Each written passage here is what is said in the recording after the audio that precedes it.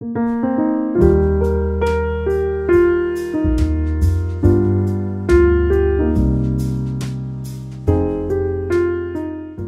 하나님의 은혜를 사모하여 거룩한 수요 예배 자리에 나오신 여러분 한 분 한 분을 주님의 이름으로 뜨겁게 환영하고 축복합니다. 우리 옆에 계신 분들과 함께 인사 나누겠습니다. 오늘 큰 은혜 받으시기 바랍니다. 큰 은혜 받으시기 바랍니다. 또 다시 한번 따라해 봅시다. 된다 하면 진짜 되고, 안 된다 하면 진짜 안 된다. 네, 제가 오늘 아침에 목사님들 모임에 오랜만에 갔다 왔는데요. 교회가 성장을 멈추고 부흥을 멈추고 그런 시대라고는 하지만 부흥하는 교회들은 다 여전히 부흥하고 있고, 또 안 되는 교회는 여전히 또 안 되고 있고 그렇더라고요. 우리 교회가 진짜로 되는 교회가 되기를 간절히 축복합니다. 우리가 인생을 살아가다 보면 이해할 수 없는 상황을 자주 만나게 되죠. 사랑이 많으신 하나님이라고 믿었는데 하나님의 사랑을 내가 경험하며 살아가기보다는 하나님의 심판을 경험하며 살아가는 것도 많고, 또 하나님께서 내 음성을 듣고 계신다고 했는데 침묵하고 듣고 계신지 답답할 때가 있습니다. 오늘 말씀을 통해서 그 침묵 속에서 감추어진 하나님의 진짜 마음을 발견할 수 있기를 간절히 바라고요. 우리 모두의 삶에 아름다운 믿음의 꽃이 피어나는 역사가 있기를 간절히 소망합니다. 혹시 어릴 적에 태권도 배워보신 적이 있으신가요? 태권도?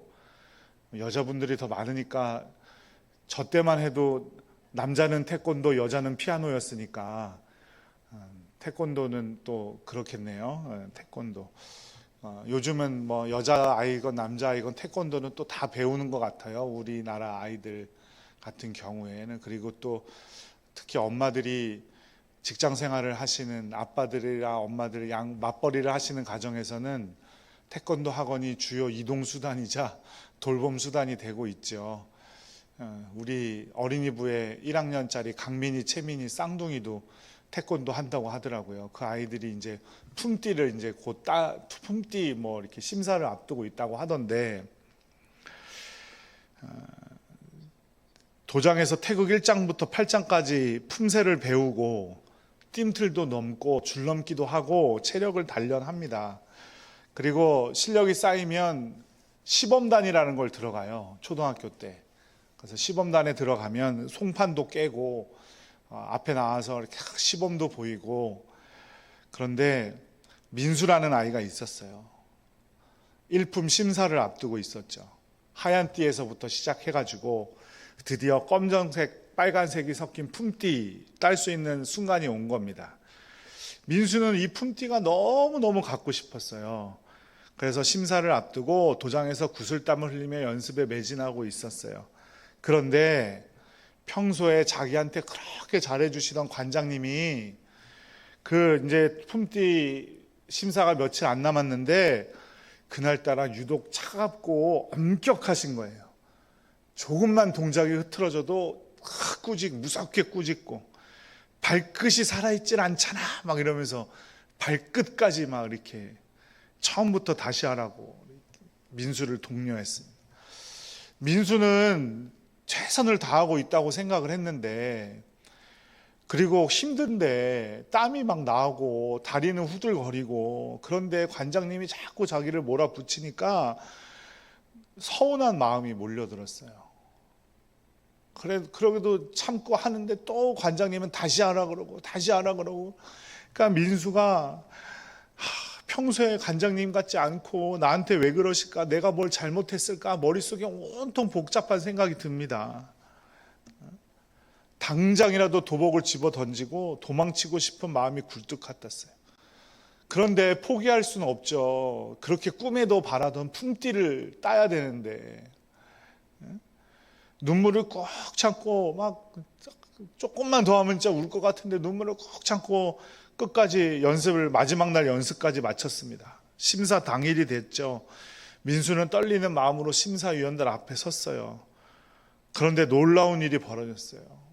그동안 관장님께 혹독하게 훈련받았던 그 동작들이 몸에 배워가지고 저절로 그냥 막 술술술술술 막 나오는 거예요. 그렇게 품새도 끝났고 격파랑 겨루기까지 무사히 마쳤어요. 그리고 민수는 품띠를 닦게요, 못 닦게요? 닦겠죠, 그죠? 그런데 그랬더니 누가 뒤에서 확 달려갖고 자기를 꼭 껴안아 주는 거예요. 누굴까요? 그렇죠, 관장님이죠. 예? 관장님은 민수의 등을 두드리면서 따뜻하게 말씀하셨어요. 정말 고생했다. 너무너무 힘들었지. 잘했다. 난 네가 잘 해낼 거라고 믿고 있었어. 넌 진짜 이제 유단자다. 그 마음 한마디에 민수의 마음속에 쌓여있던 섭섭함이나 서운함이 능롯듯 사라졌어요. 제가 따로 말씀드리지 않아도 관장님의 마음 여러분들이 다 잘 알고 계실 겁니다. 오늘 본문 말씀 속에 등장하시는 예수님의 모습이 우리가 평소 알고 있던 예수님의 모습과는 전혀 다른 모습을 보이고 있지요. 오늘 본문의 배경을 살펴볼까요? 예수님께서 제자들과 함께 두로와 시돈이라는 지방으로 가셨습니다. 두로와 시돈은 이렇게 이스라엘 땅을 지도로 보면 왼쪽일까요? 오른쪽일까요? 요단강 동쪽일까요? 저쪽 서쪽일까요? 서쪽이에요. 지중해 바다랑 맞닿아 있는 도시, 무역이 활성화되고 사람들이 많이 오가는 도시. 부자였겠어요? 안 부자였겠어요? 부자, 잘 사는 동네였어요. 그런데 그 잘 사는 동네엔 아무런 문제가 없을 줄 알았는데 그 잘 사는 동네에도 문제들은 다 있다 없다? 있더라. 그래서 예수님께서 옮기실 때를 잘 보세요. 마을을 옮길 때 그 마을을 적어 놓은 데가 있고요. 그냥 옮기신 데가 있어요. 말씀들을 잘 읽어보면. 오늘은 기록되어 있어요? 안 기록되어 있어요? 기록되어져 있죠. 두로와 시돈 지방으로 옮기셨대요. 그러니까 두로와 시돈이라는 지방에서 꼭 깨닫기를 원하는 예수님의 마음이 있었던 거예요. 그 마음이 뭐냐? 모든 곳에 문제와 상황은 있고 그것을 해결해 주시는 분은 누구다? 예수 그리스도다. 어떤 상황과 조건에 있든지 문제가 없는 사람은 단 한 사람도 없고, 그리고 그 모든 문제의 해결책은 누가 가지고 있다? 예수님이 가지고 있다라는 것을 말씀하시기 위해 이 말씀을 시작하셨다라는 것이 바로 두로와 시돈이라는 지방으로 가셨더라라는 1절 말씀에 있는 거예요. 그러니까 앞으로 복음서를 잘 읽어보실 때 그 지역이 어디인지를 한번 잘 살펴보세요. 이거와 비슷한 것이 뭐냐면 가버나움이라는 곳에 가실 때가 있어요. 예수님이. 가버나움이란 어떤 곳이에요? 로마의 황제를 위해 세워진 도시예요. 그러니까 그곳에서 일어나는 일을 잘 보면 주로 우상 숭배, 예수님을 온전히 섬기지 못하는 마음에 대한 이야기를 많이 하세요. 이해가 되시나요? 그죠? 이게 이제 지방, 마을로 본 복음서를 읽는 방식이에요. 그리고 두로와 시돈은 유대 사람들이 아니라 이방인들이 살던 동네였죠. 유대인들은 이방인들이 부정하다고 믿었던 사람들입니다. 오죽하면 시장에 갔다가 이방인과 옷깃만 스쳐도 집에 돌아와 몸을 씻는 정결 예식을 거쳤고, 특별히 레위인이나 제사장 계급들이 이방인들과 접촉했을 경우에는 일주일 동안 그 일을 못하게 했어요. 그리고 매일매일 정결 예식을 드릴 정도였단 말입니다. 이 가나안 여인, 두로와 시돈에 살고 있었던 이 여인은 예수님 곁에 가까이 다가오지도 못하고 멀찍이 떨어져서 목이 터져라 소리쳤습니다. 누구를 위해서요? 자기의 딸을 위해서. 자식이 조금만 아파도 부모의 가슴은 무너지기 마련인데 그냥 아픈 정도가 아니라 흉악한 귀신에 들렸다고 성경은 기록하고 있습니다. 귀신에 들려 제정신이 아닌 딸, 밤낮으로 괴성을 지르고 몸이 뒤틀려 가는 딸을 보며 이 어머니의 마음은 이미 갈기갈기 찢어져 있었을 겁니다. 그 여인은 그동안 딸을 고치기 위해 얼마나 많은 노력을 했겠습니까? 용하다는 의원들 찾아다니고 어쩌면 자신의 그녀의 신, 즉 이방신에게 빌어도 보았을 겁니다. 그러나 병은 하나도 낫지 않았고 돌아오는 것은 이웃의 차가운 시선과 멸시뿐이었겠죠. 하루하루 지옥과도 같은 삶을 살았을 겁니다. 그러던 어느 날 기적과 같은 소문이 들리는데 이스라엘 유대 사람으로 예수라는 사람이 죽은 자를 살리고 눈먼 자를 눈뜨게 하고 무엇보다 귀신을 내어 쫓는다는 소식이 들린 거예요. 그런데 그 사람이 자신의 동네로 온다는 겁니다. 그분이라면 분명히 내 딸을 고쳐주실 거야. 그 믿음 하나로 이 여인은 예수님을 찾아갔지요. 그리고 소리 질렀습니다. 그런데 우리가 아는 예수님과 전혀 다른 반응을 예수님이 보이십니다. 첫 번째는 무슨 반응입니까? 대답하지도 않으셨어요. 23절 말씀 함께 읽어보죠. 예수는 한 말씀도 대답하지 아니하시니 제자들이 와서 청하여 말하되 그 여자가 우리 뒤에서 소리를 지르오니 그를 보내소서.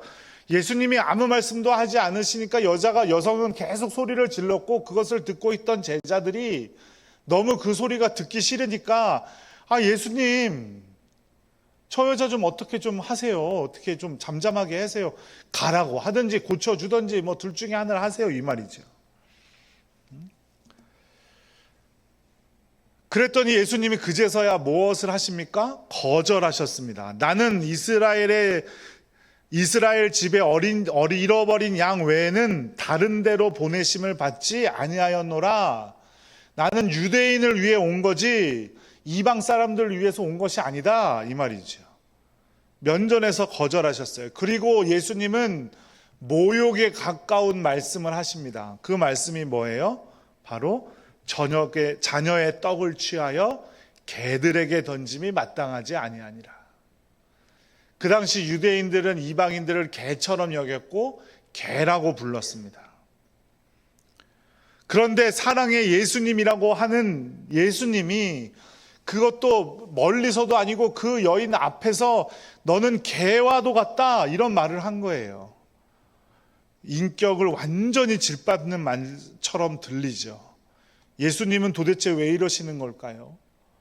이전에 백부장의 하인을 고쳐줬을 때는 어땠습니까? 백부장의 하인도 이방인이었는데 백부장도 이방인이었고 부탁하시기도 전에 내가 가서 고쳐주겠다 말씀하셨던 분이 예수님이에요.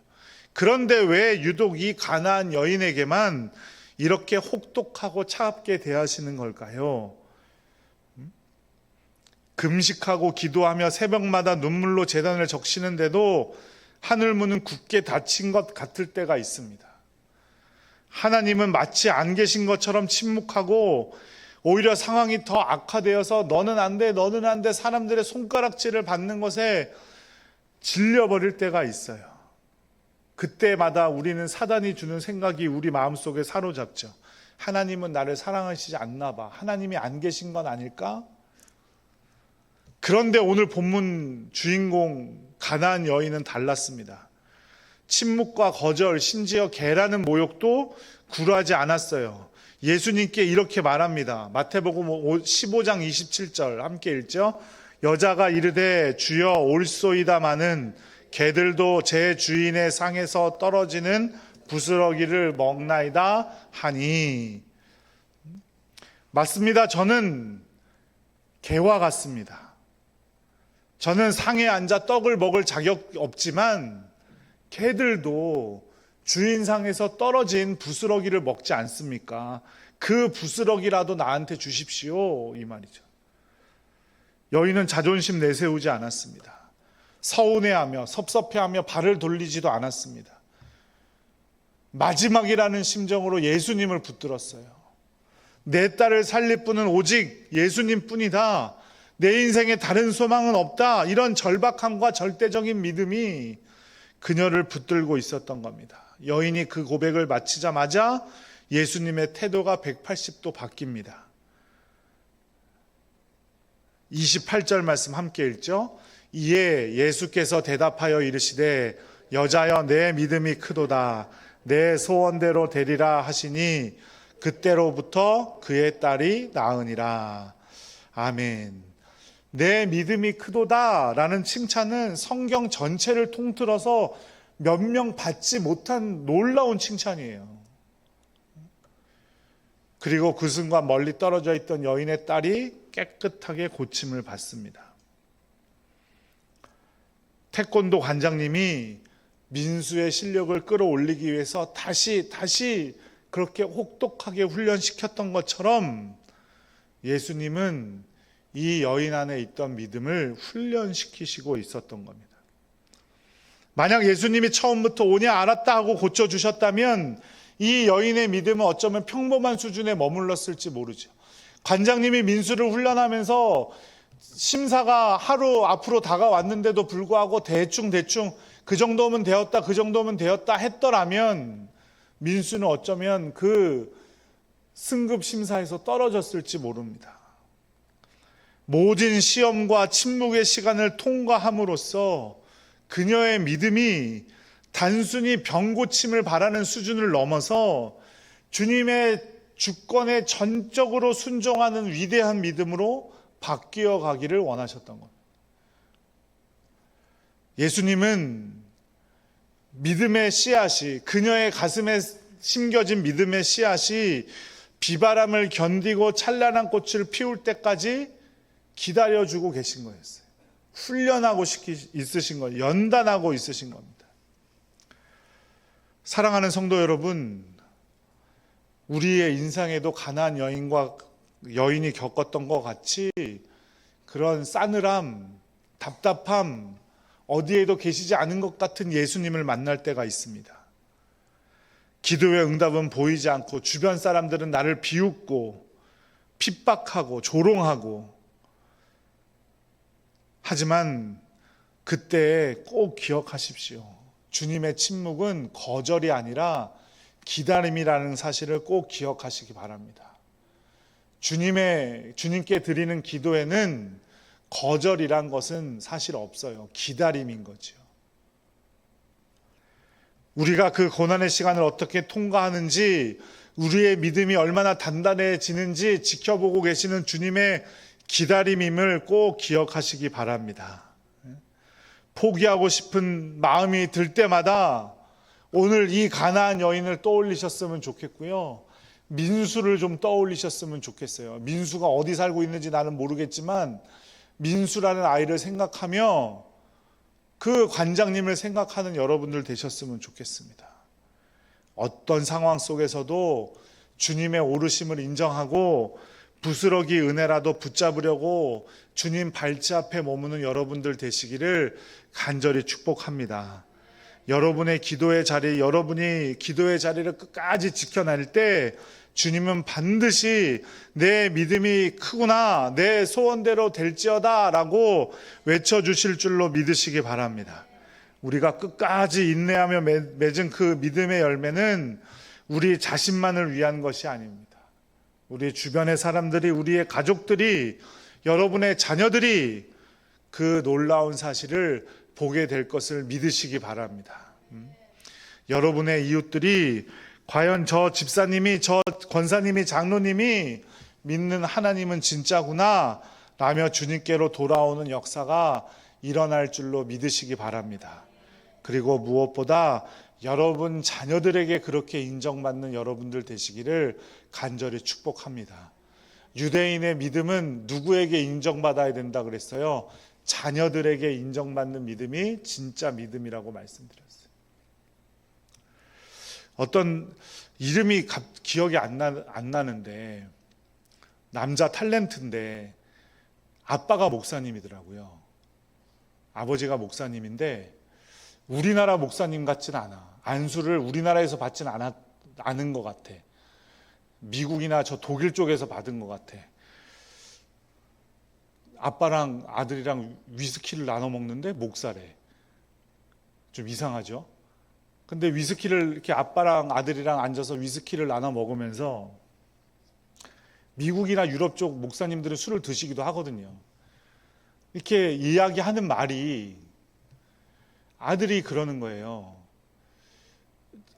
자기가 처음 데뷔해서 너무너무 힘들 때 아빠가 자기를 위해서 얼마나 많이 기도했는지를 안대. 그래서 자기는 잘 될 거라고 믿었고 포기하지 않았대. 얼마나 놀라운 말입니까? 우리가 기도하는 걸 보면서 우리 자녀들이 우리 엄마 아빠가 기도하고 계시니까 아, 나는 꼭 잘 되는구나, 잘 되겠구나, 내가 원하는 것이 꼭 이루어 주겠구나, 이런 마음이 들고 있나요? 아니면 아유 뭐 저렇게 기도해 봤자 뭐 저게 되겠어, 기도한다고 되나, 이런 마음을 들고 있을까요? 여러분의 자녀들이 어떤 마음을 갖고 있을 것 같으세요?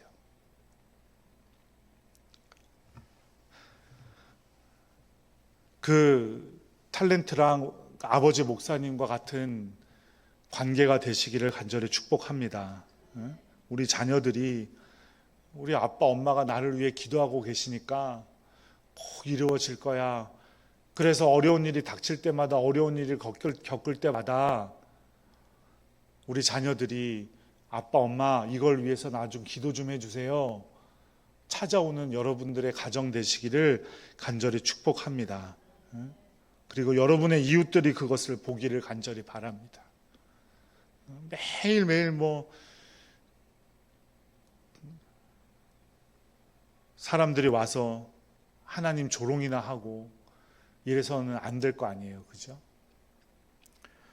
그래서 여러분의 삶 속에서 주님을 끝까지 붙들고 나갈 때 여러분의 삶 속에 세상이 감당할 수 없는 믿음의 꽃이 활짝 피어날 수 있기를 주님의 이름으로 간절히 축복하고 축원합니다. 언제든 언제나 힘들 때, 또 지쳐 쓰러질 것 같을 때에도 끝까지 주님 붙들 수 있는 여러분들 되시기를 주님의 이름으로 간절히 축복합니다.